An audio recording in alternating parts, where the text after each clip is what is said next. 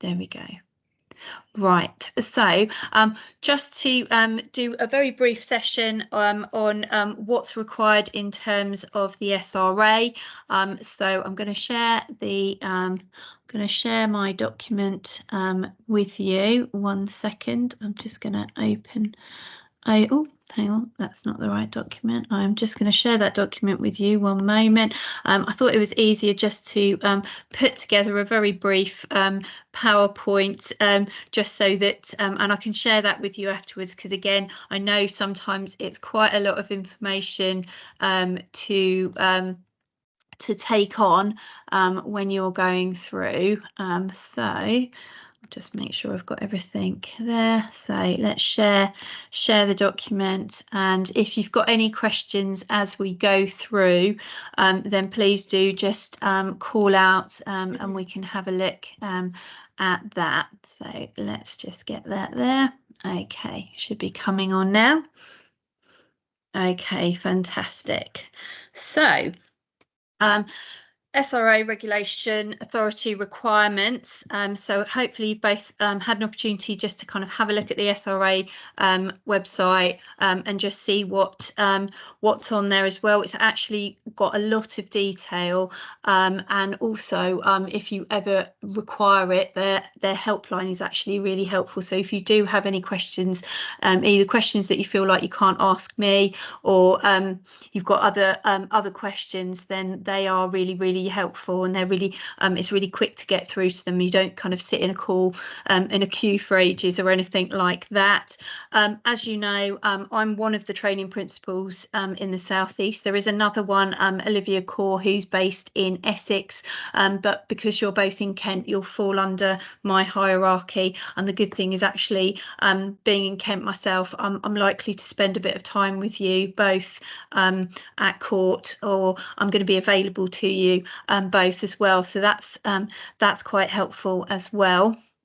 So I just thought it'd be helpful just to have a look at what the role of the training principal is. Obviously, you know already that the SRA is the governing body, but what can you expect from me? Of course, I'm governed by the SRA, and I'm appointed by them as a training principal, and I have to oversee your period of recognised training within HMCTS, and that is a period of recognised training for 2 years, unless you have any exemption, any qualifying work experience, which we can come to in a moment. If you do think you've got something, we can have a look at that as well. So I'm required to ensure that you, as the trainee, have applied and developed all of the requisite skills that are set out in the practice skills standard, and we'll have a look at that in a moment. So I have to make sure that you have been exposed to the appropriate work and the different types and different levels of work, and we'll have a look at that with the in the actual practice skills standards. But actually, you'll see that the work that you've probably already seen and observed at court, we can very easily do that, because there's such a variety of different work. I'm going to be able to make sure, in conjunction with your line manager, who's going to be responsible for which courts you go into, I have to make sure that you are supervised by a solicitor or somebody that has got adequate legal knowledge and experience. So that can be one of the other legal advisors, as long as they're qualified, and it can also, they don't have to be a solicitor, they could be a barrister, but I just have to be satisfied that they've got adequate legal knowledge and experience to oversee your training, and make sure when you are in court that you're being supervised properly. I also have to make sure that you have regular appraisal and a regular review, but again, that will be something that your legal team manager will be able to undertake. And I think you heard Amanda talk about earlier in the session about we do have we have those regular meetings every 8 weeks or so in terms of our PIDs, but also you're spending a lot of time with your mentors, so actually you're having those reviews, almost those kind of appraisals, and you're having your observations, and you will be signed off in particular court types as you go along as well. What I also undertake is to make sure that I do meet with you as regularly as I can, and I can sometimes drop in complete observations with you, and I can just monitor your progress as well as you go through. What are the obligations for you? So what do I expect from you? I expect you to, which you have already done, is to register your period of recognised training with the SRA. And as we talked about earlier, you've done that, and we're just waiting for the invoice process, and we can get that up and running as soon as we can. I do expect you to keep and update a training record.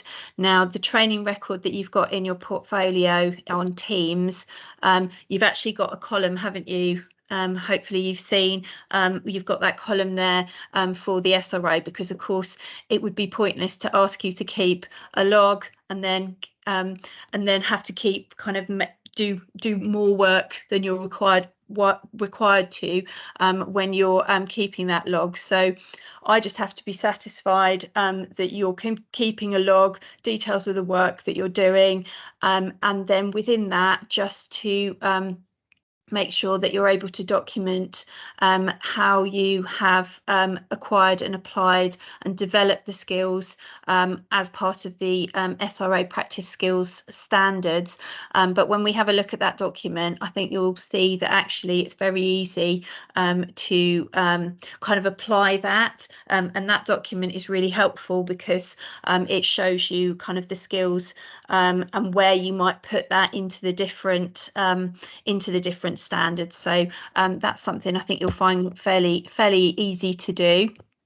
I'm going to need you at some point to complete the professional skills course. Hopefully you've already kind of you know what you need to do in terms of that, but you've got the compulsory modules and also the elective modules, and we'll have a look at in a minute just when you might like to start looking to book them and things like that. And again, I just want you to basically work hard and develop the skills that you need to be able to demonstrate that you're meeting those practice skills and standards as well. What else do we need to talk about? Basically, you've got your period of recognised training. It's usually for 2 years, unless there is any exemption that any previous work experience that we would look to take into account. And actually, you're going to be almost doing your period of recognised training and your portfolio, so your tier progression. You're going to be doing it on a dual track, basically. So it's not going to be separate.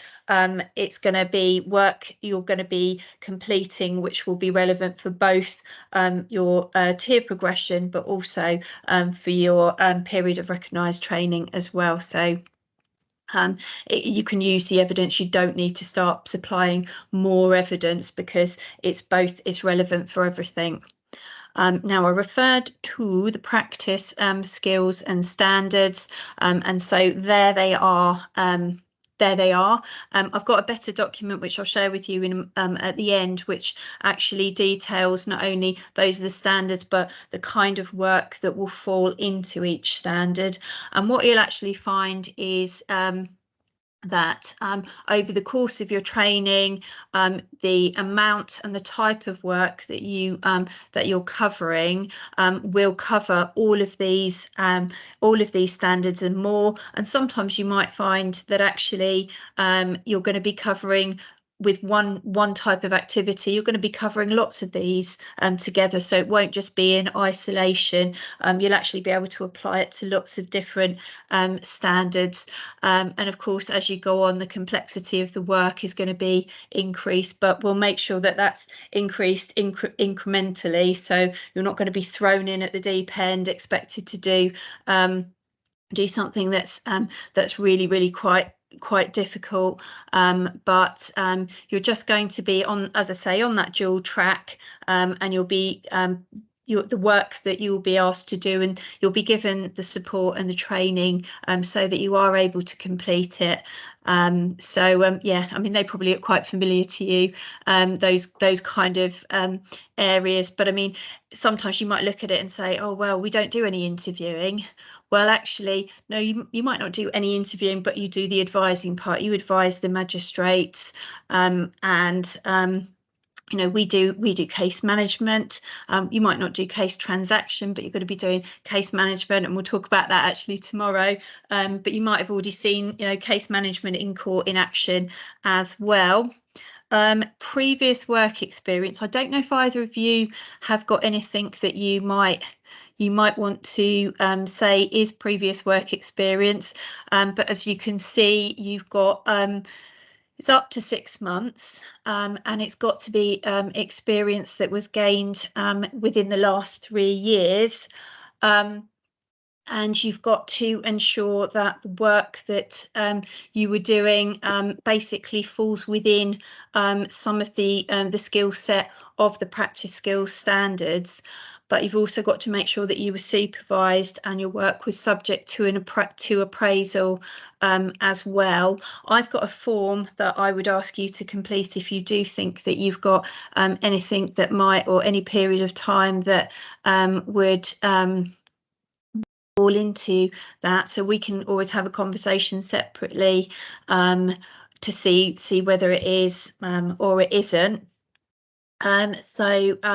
Practice skills course, of course, that is a big part of actually of your period of recognised training.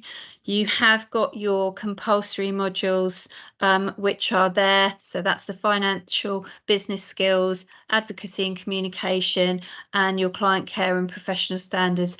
You must do those. They are the compulsory modules even, sorry. I think you probably studied quite a lot of these anyway during your training, but it's just really about building on your knowledge and your skills with what you did with the LPC. You've got to pass all elements of the course. When do you do these? So that's something you need to kind of have a look with your LTM, because you kind of got to think about the business need. What they can't have you doing is disappearing for weeks and weeks on end to try and do it all in one go. So I think probably what you might like to start to think about is perhaps when you've been in the role for maybe about 6 months, start to have a think about at that point, because you've got the compulsory ones, and then you have got the elective modules. So you'll see there you've got 48 hours of tuition, and then with your compulsory, you've got one exam which is the accounts exam that you'll have to complete on that, and then you've got your elective ones, which is 24 hours, which is about which is 4 modules based on like 6 hours. Again, in terms of where do you do it, what you'll need to do is just go on and research, but you've got places like BPP, you've got College of Law, so you've got different course providers. What we would say is that HMCTS is required to fully fund this.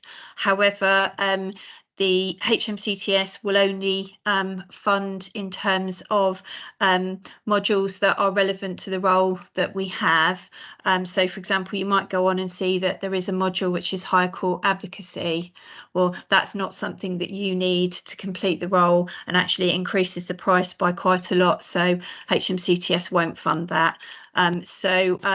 also fully funded to one examination. So basically, if you don't pass the finance and business skills examination, we would have to have a look at what went wrong, or what your circumstances were at the time. But the general rule is that if you don't pass it first time, then you would have to fund any resits. Yeah, so what I would need you to do is have a chat with me when you're starting to think about where you're going to go to complete your professional skills, because the really important thing is that I need to make sure that I have done a purchase order in advance. So that it is funded, because if you try and do it without that, and then later on they start to send an invoice out and expect it to be paid, firstly, they won't give you your certificates until it has been paid for. So I don't want you to be disadvantaged and you be waiting for it to be funded. So if I can do that in advance, then it all flows, it flows smoothly, and we can make sure that the invoice is paid. And so it's a bit of a practical one, but it is a real problem trying to do a purchase order after the event, and it takes quite a long time. And I've been in that position, and colleagues have had to wait for their certificates. And of course, unless you've got your certificates, you can't qualify. So it's a bit of a, it's not very nice to have to wait and do that.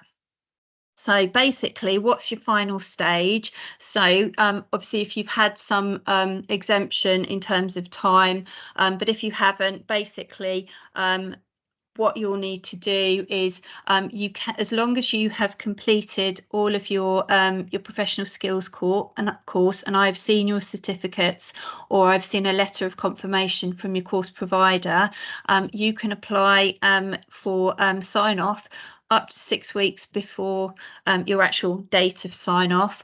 What will I need from you? I will need a report from your mentor and your legal team manager, basically just confirming your suitability based on the practice skills standards, and that should be really easy for them to do, because they will have spent time. I will possibly have spent some time with you as well, so I'll know you as well. But just not even a long report, it's like an A4 sheet, just so that I can be satisfied that you have been completing work and that you have obtained the requisite skill standard for those. And if I'm and basically it's me that makes that decision. So effectively I do the training principal role.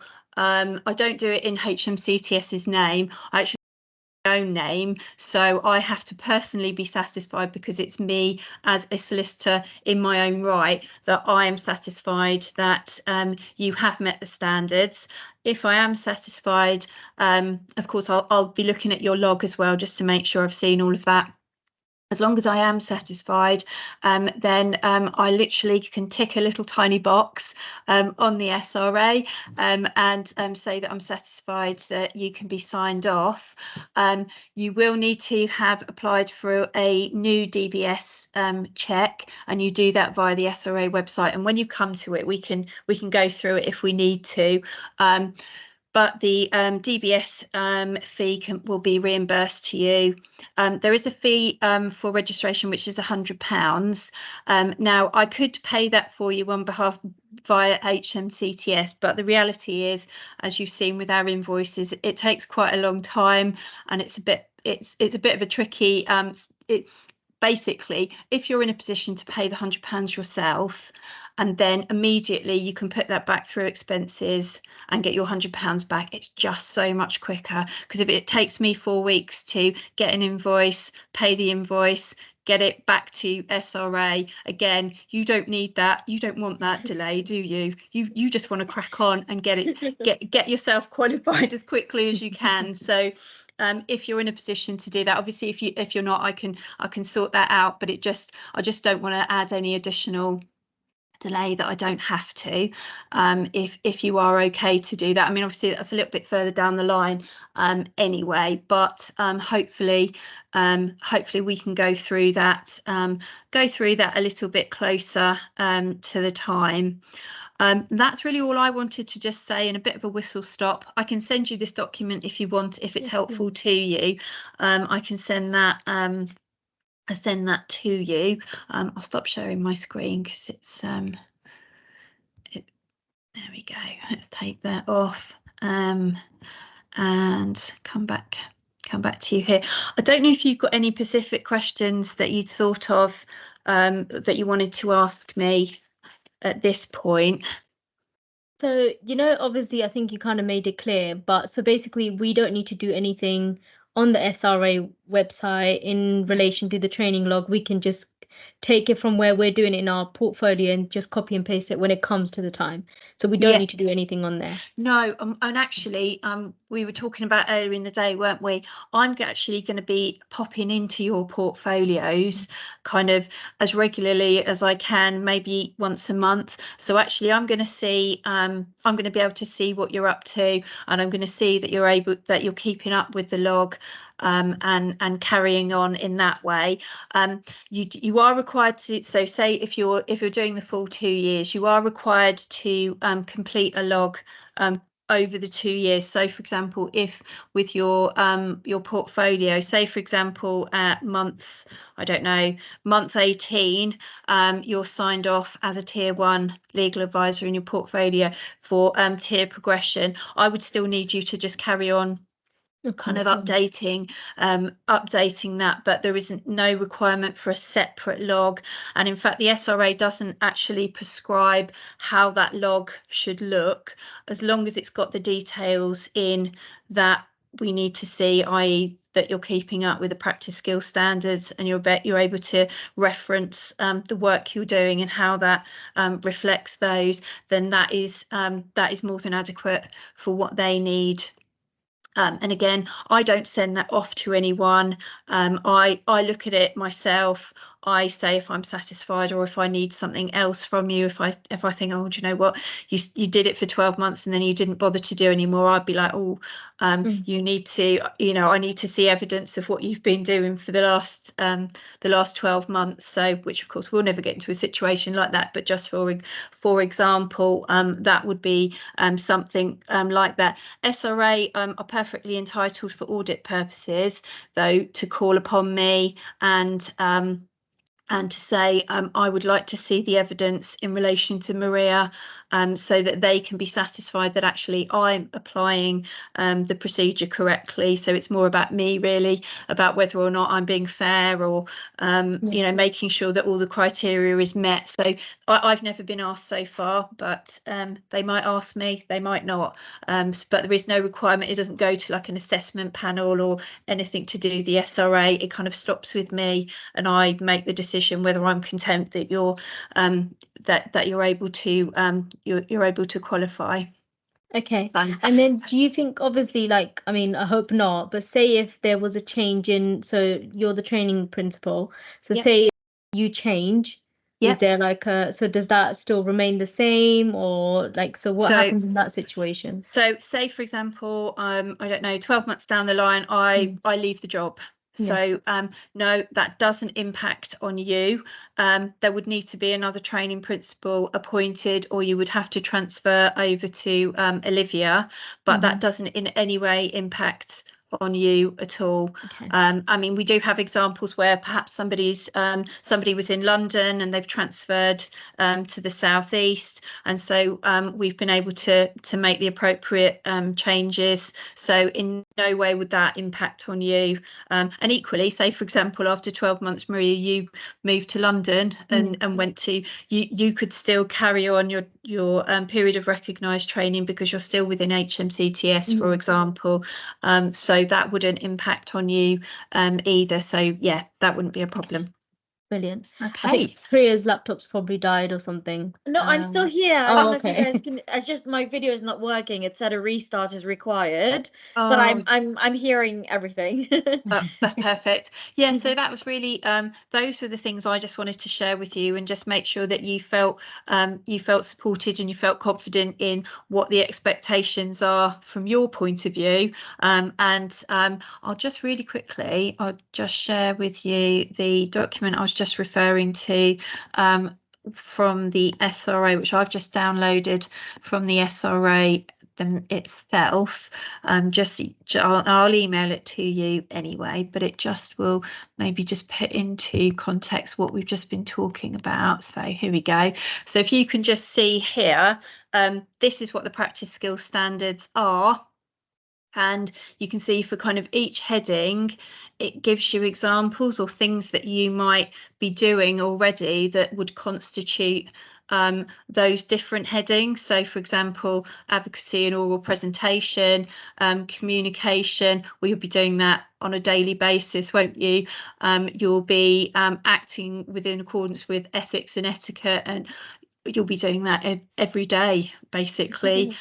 So if you just have a look, as you know, when you've got a bit more time, just have a look through and things that you might be like, oh, we don't do dispute resolution, but actually when you look into it, you'll actually see that you're doing it, you'll be doing it almost every day, with the different things you're doing. You'll be asking questions, you know, you'll be trying to get information, so things like that. You'll be taking instructions, you'll be recording and presenting information where you'll be doing that, even just writing trial notes, that's recording information accurately and clearly. So actually it's very easy for you as a trainee legal advisor to be able to present those different skills. It's really very easy. You know, you might find yourself, you've got a draft, a restraining order, or draft a DVPO. So actually putting that document together, again, there you go. That's, you know, you can tick that off and show that you're able to demonstrate those skills. So it's ever so easy, really, when you start to look into it. But as I said, I'll share that document with you. And that will be really easy for you to, might be worth just kind of printing it off or laminating it or something. Just keep it with you so that actually when you're trying to, you know, tick the boxes within your portfolio, you can go, oh yeah, I did this today. Oh, what could that come under? And it comes under this, this and this. So actually you can apply it into different scenarios. So yeah, hopefully. Have you got any other questions, either of you? Not at the moment. Like I say, you can always just give me message me, and we can always just set up a quick chat and go through it, everything or anything else. But yeah, hopefully that's just kind of just a bit of it's a bit whistle stop, but actually it's what you need to know, really, isn't it? It's what you need to know. So brilliant. Okay, well, thank you for listening to me, even. And I will see you both. I'll see you both in the morning, and we'll go through. We'll start our journey on the criminal justice system. Yeah, brilliant. Thank you so much, Emma. No, lovely to see you both, and have a lovely evening. I'll see you both in the morning. Take care. Thank you so much. Enjoy the rest of your evening. Thanks. Angie, thank you. Bye bye. Bye bye.